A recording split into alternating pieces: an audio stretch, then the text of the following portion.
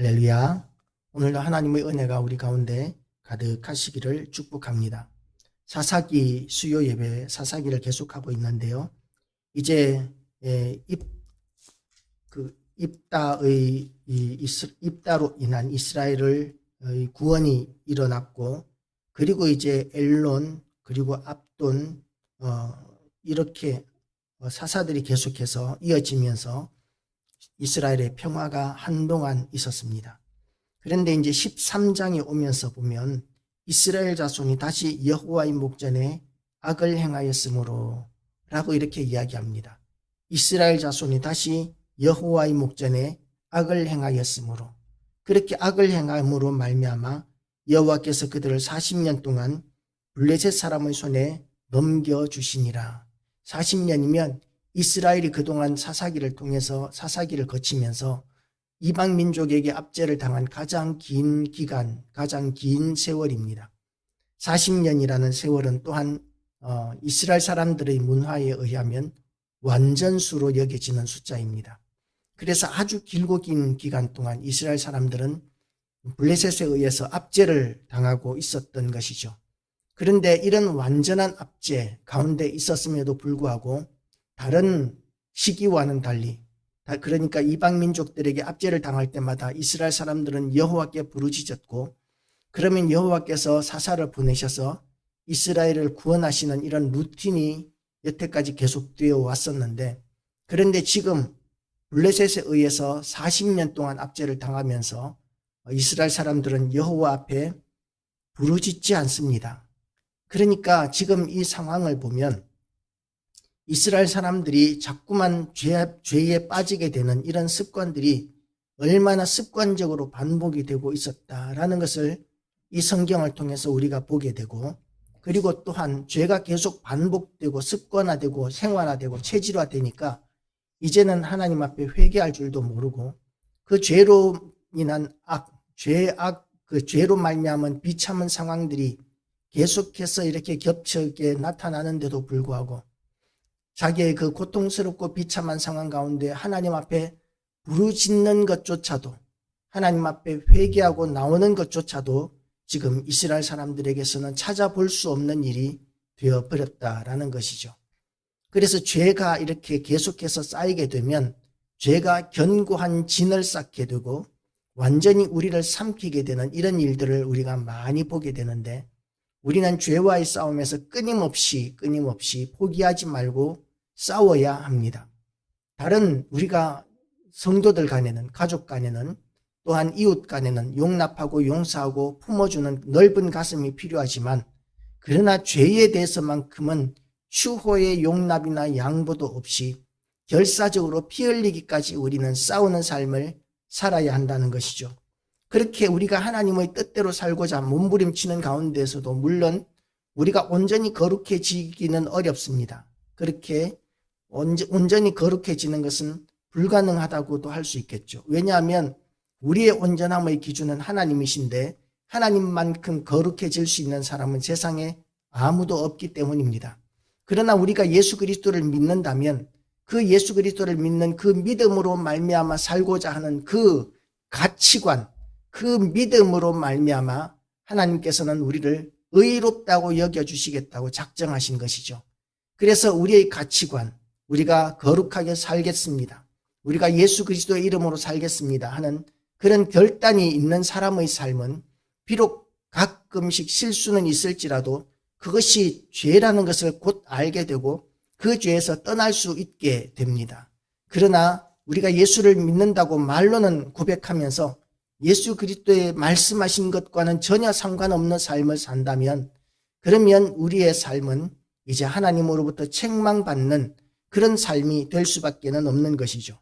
그래서 우리는 하나님 앞에 거룩한 사람으로 날마다 거듭나는, 바울이 고백했던 것과 같이 나는 날마다 죽노라라고 고백했던 그 말씀과 같이 우리는 이렇게 힘써서 하나님의 교회를 세우고 또한 하나님 앞에 가기 위하여 준비하는 거룩한 삶, 거룩한 여정들을 끊임없이 달려나가야 합니다. 그렇지 않으면 이렇게 이스라엘 사람들, 사사기의 이스라엘 사람들과 같이 죄를 짓는 것에도 무덤덤해지고 죄로 말미암은 비참한 상황이 얼마나 고통스러운지는 알면서 이 고통스러운 상황조차도 그냥 당연한 것으로 여기고 그 비참한 상황 가운데서 그냥 죽어가는, 그러면서도 그것이 얼마나 잘못된 일이라는 것을 깨닫지 못하는 단계까지 죄로 견고해지는 그런 일들을 우리가 보게 될 것이기 때문에 우리는 날마다 죄와의 싸움에서 싸워야 하고 승리를 거두어야 합니다. 이렇게 40년 동안이나 블레셋 사람들에 의해서 핍박당하고 있는 이스라엘 사람들을 하나님께서는 참으로 불쌍히 여기셨습니다. 그렇게 고통당하고 있는 이스라엘 사람들을 하나님께서는 외면하지 못하신 것이죠. 왜냐하면 하나님께서는 너무나 사랑이 많으신 하나님이시기 때문에 40년 동안이나 이스라엘 백성들이 하나님 앞에 부르짖기를 기다리셨지만 그렇게 부르짖을 능력조차도 안 되는 이스라엘 사람들을 하나님께서는 버리시는 것이 아니라 불쌍히 여기시고 하나님께서 이제 구원자를 보내주기로 작정하십니다. 그래서 하나님의 역사하심은 기계적인 것이 아니에요. 우리가 부르짖어야만 하나님께서 역사하시고 응답하시는 것이 아닙니다. 물론 우리가 부르짖으면 하나님께서 속히 응답하시고 기다리지 않고 역사하시기 때문에 우리의 부르짖음은 지극히 가치가 있고 의미가 있습니다. 그런데 우리가 부르짖을 능력조차도 없다 할지라도 하나님께서는 부르짖을 능력 없는 우리를 외면하거나 버리시는 것이 아니라 하나님께서는 사랑의 손길을 여전히 우리에게 기다리시다가는 다시 한번 우리에게 사랑의 손길을 펼치시는 하나님, 아버지 하나님, 지극히 사랑이 많으신 하나님이심을 오늘 우리는 성경을 통해서 깨닫게 됩니다. 소라 땅에 단 지파의 가족 중에 마누아라 이름하는 자가 있더라. 소라 땅이면 이제 유다 지파의 지경이었는데 그런데 나중에는 단 지파에게 할애된 그런 땅입니다.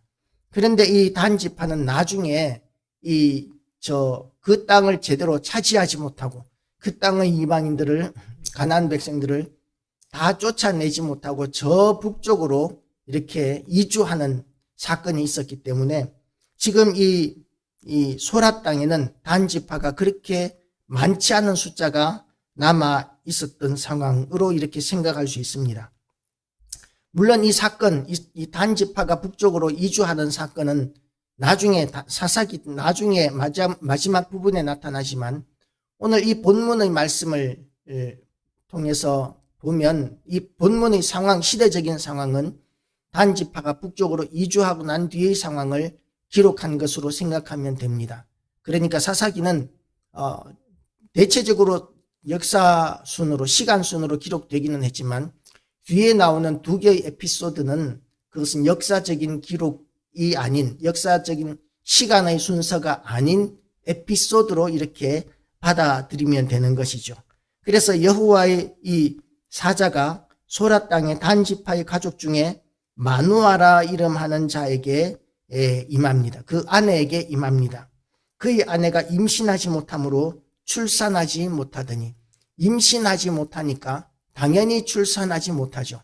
당시에 아들을 낳지 못하는 사람들을 이스라엘 사람들은 하나님의 저주를 받은 자로 그렇게 여기던 시기였었습니다. 지금은 아이를 낳으라고 해도 사실 낳지 않는 문화가 팽배해져 있습니다. 지금 이 시대에 아기를 낳지 않는 이 젊은 세대들이 나이가 들어서 늙게 되면 그러면 자식 없는 것이 얼마나 아쉬운 일이고 안타까운 일인지를 아마 뼈저리게 체험하고 후회하게 될 것이라고 저는 생각합니다. 그런데 그렇게 자식이 없다고 해서 사람들이 손가락질하는 시대는 아닌 것 같아요, 지금은. 그렇지만 이 성경 시대에는 아기가 없으면, 자식이 없으면 손가락질을 받는, 그야말로 자식이 없는 것만 해도 너무나 안타깝고 가슴 아픈 일인데 그 자식이 없는 것이 자기 마음대로 없는 것도 아닌데도 불구하고 사람들로부터, 하나님으로부터 저주받은 자라는 손가락질까지 받는 그런 시대에 지금 잉태하지 못하고 자식을 낳지 못하는 그런 가정입니다. 얼마나 마음이 아팠겠습니까? 얼마나 절망스러웠겠습니까? 그런 절망스럽고 불행한 그 가정 위에 하나님께서 사자를 보내신 것이죠. 그의 아내가 임신하지 못함으로 출산하지 못하더니 3절에 여호와의 사자가 그 여인에게 나타나서 그에게 이르시되 보라 내가 본래 임신하지 못함으로 출산하지 못하였으나 이제 임신하여 아들을 낳으리니. 이제 이것이 이 집안에는 그 어느 것보다도 기쁜 소식, 복음이 되는 것이죠. 자식을 낳을 수 없는 가정, 자식을 너무나도 간절히 소망하는 가정에 하나님의 사자가 나타나서 너희가 이제 아들을 낳을 것이다 라고 이렇게 예언해주는 이 말씀이 얼마나 감사하고 기쁘고 기대가 되는 그런 예언의 말씀이었겠습니까? 그러니까 하나님께서 자식을 주기만 하시면 이 자식은 하나님의 뜻대로 기르겠습니다. 하나님께 드리겠습니다. 그렇게 하나님의 사람으로 길러내겠습니다. 그렇게 하나님 앞에 온갖 헌신의 말을 다 할 수밖에 없는 그런 상황이 되는 것이죠. 그리고 이제 이 하나님의 사자가 이 마노아 부부에게 이렇게 이야기합니다. 그러므로 너는 삼과 포도주와 독주를 마시지 말며 어떤 부정한 것도 먹지 말지니라. 지금 이 이야기는 뭐냐면 나실인이 지켜야 하는 규례입니다. 그러니까 마노아의 아내는 그리고 마노아의 남편은 자식을 임신하게 되는 그 순간부터 그 나실인의 규례, 거룩한 하나님의 사람이라는 그런 삶의 태도를 가져야 한다는 것이죠. 아기를 낳는데 그 아기에게 하나님께서 이스라엘을 구원할 사명을 주실 것인데 그런 아기를 낳기 위해서 부모가 된 너희도 삼가 포도주와 독주를 마시지 말며 어떤 부정한 것도 먹지 말지니라고 이렇게 거룩한 삶을 살 것을 명령하고 있는 것이죠.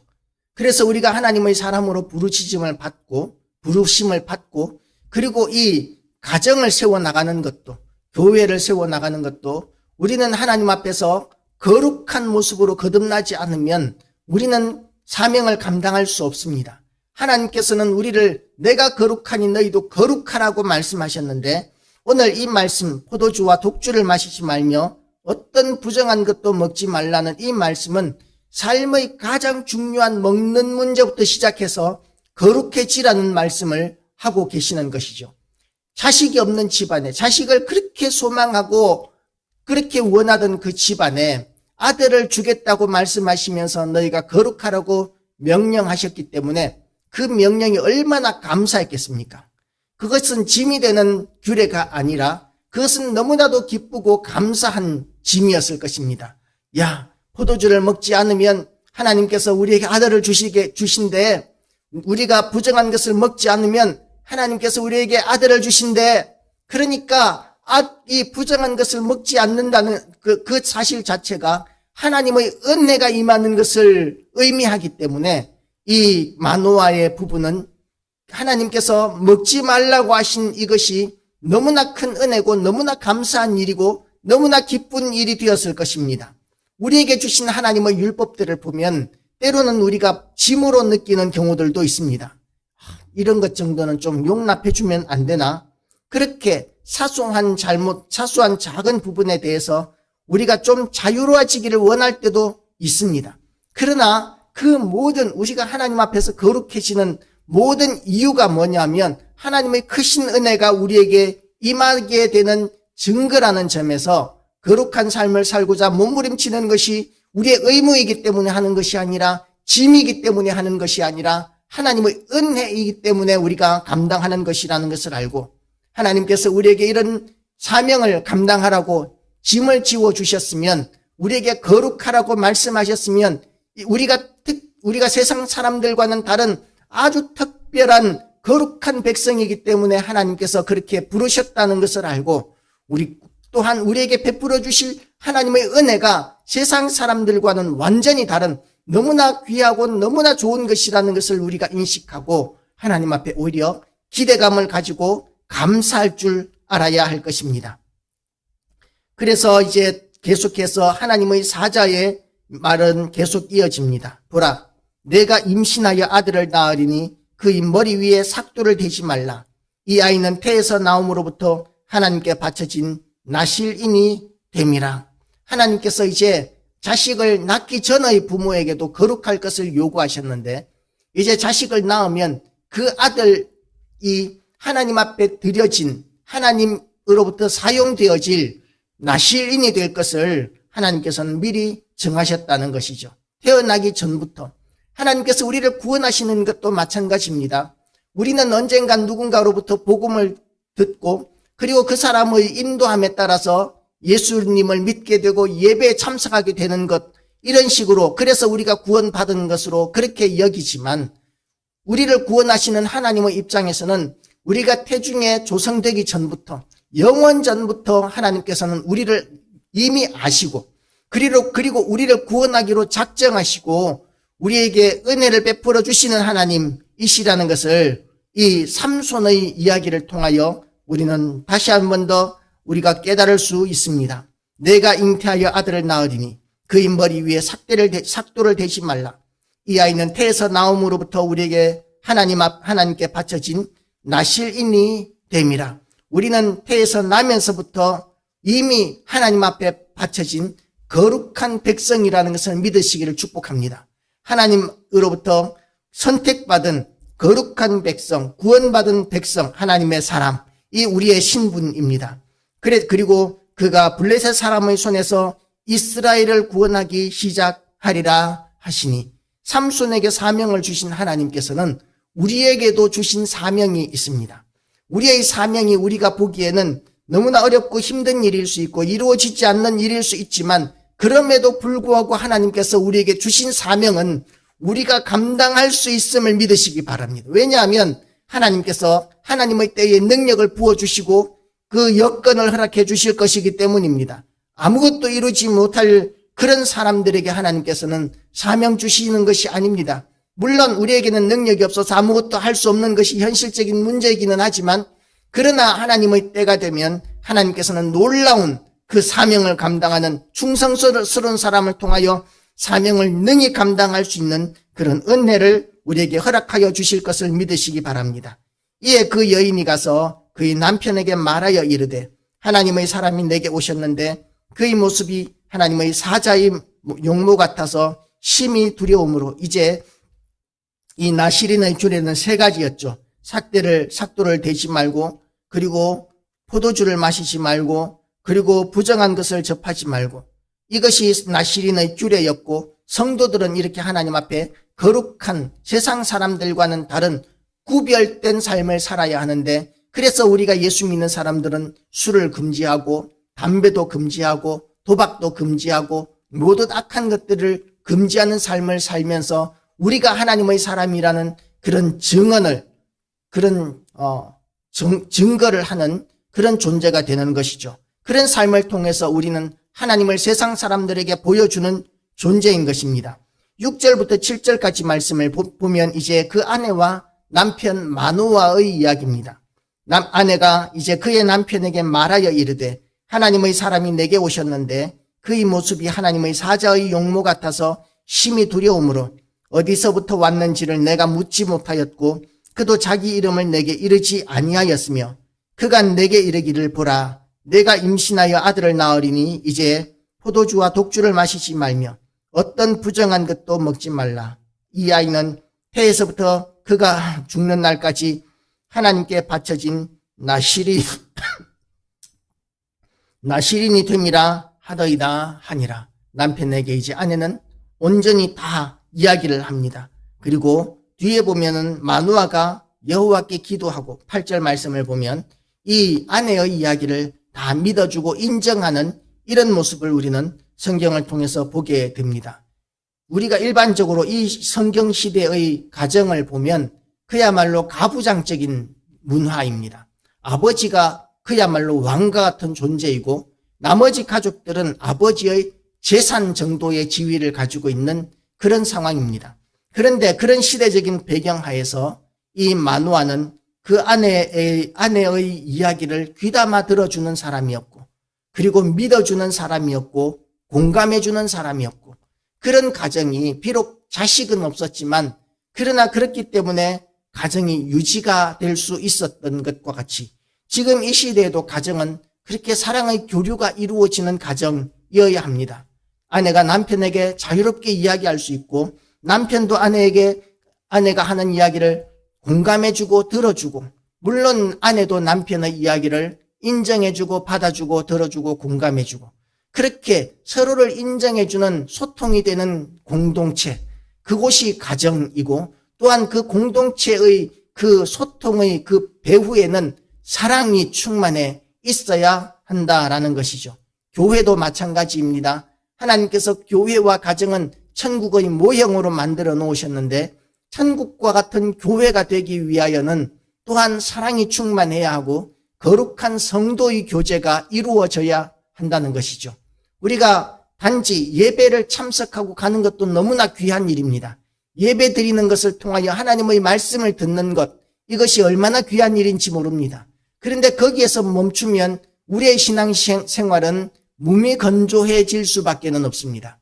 그래서 정말 신앙생활의 기쁨을 누리기 위해서 우리는 교회 안에서 거룩한 성도의 교제를 나누어야 하고, 그리고 서로 합력하여 선을 이루어 나가는 이런 모습들이 교회 안에 있어야 하고, 교회 안에서 또한 서로 간의 소통이 이루어지는, 서로의 문제를 서로에게 구하고 서로 위하여 기도해 줄 수 있는 이런 일들이 교회 안에서 이루어질 때 그런 교회가 행복한 교회가 되고 아름다운 교회가 되는 것입니다.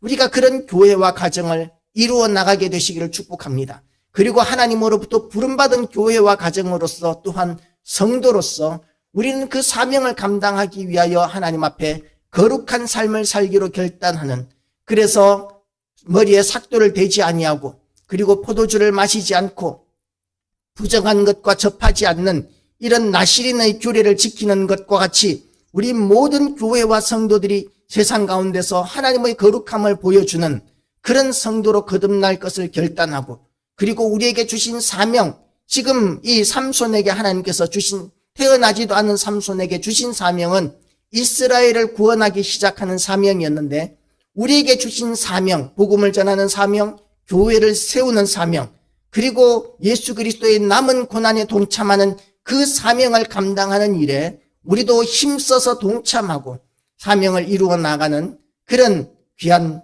모든 성도들과 교회와 가정 되시기를 주님의 이름으로 축복합니다. 기도하시겠습니다. 하나님 아버지,